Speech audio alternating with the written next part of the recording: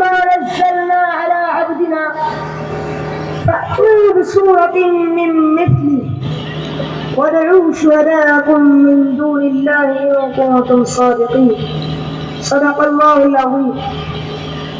جناب صدر، حاضرین جلسہ اور عزیز ساتھیوں، میرے آپ حضرات کے سامنے قرآن پاک کی ایک چھوٹی سی آیت تلاوت کی ہے، جس میں اللہ تعالیٰ شاہ نے فرمایا ہے کہ یہ قرآن جو محمد عربی صلی اللہ علیہ وسلم تمہیں پڑھ کر سناتے ہیں، اس کے علوم و معارف تمہارے سامنے بیان کرتے ہیں، اس کی صداقت و سچائی کا اعلان کرتے ہیں، اور تم یہ سمجھتے ہو، تمہارا خیال یہ ہے کہ یہ اسی کا کلام ہے، آسمانی وحی نہیں ہے، میری طرف سے نازل نہیں ہوا ہے. تم میرے حبیب کو جھٹلاتے ہو.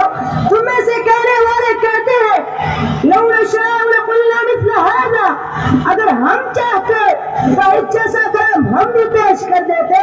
تو تمہارے لیے راستہ صاف ہو، تم بھی انسان ہو، تم بھی اسی خطہ کے رہنے والے ہو. بلاغت لسانی میں تمہاری مثال نہیں، فصاحت و بلاغت کے تم امام ہو. تمہاری ادنا سے ادنا چھوٹی بھی شاعر و ادبا کی مجلسوں میں کھلبلی مچا دیتی ہو. تم نظم و نظر کے استاد ہو، ماہر فن ہو. اس جیسا قرآن پیش کر دو. حضرات، نبی صلی اللہ علیہ وسلم کی زبان خداوند قدوس نے چیلنج کیا، قل لئن اجتمعت الانس والجن على ان يأتوا بمثل هذا القرآن لا يأتون بمثله ولو كان بعضهم لبعض ظهيرا. کہ اے محمد صلی اللہ علیہ وسلم، آپ کہہ دیجئے کہ تم یہ کہتے ہو کہ یہ انسان کا کلام ہے.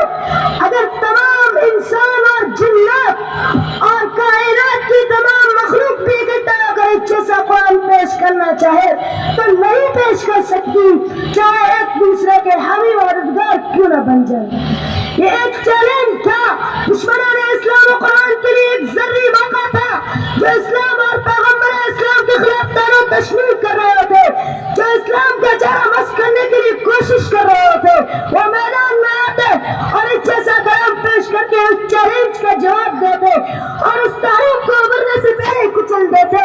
لیکن اس چیلنج میں سب کچھ سب سن گیا. ان دشمنان اسلام کے چہرہ پر ہوائی آگ نہ لگی. وہ سب ماہرین فن، وسیع و بلیغ اور زبان داری میں اپنی. Thanks for watching. Don't forget to like, comment, share and subscribe to Al Wahid channel.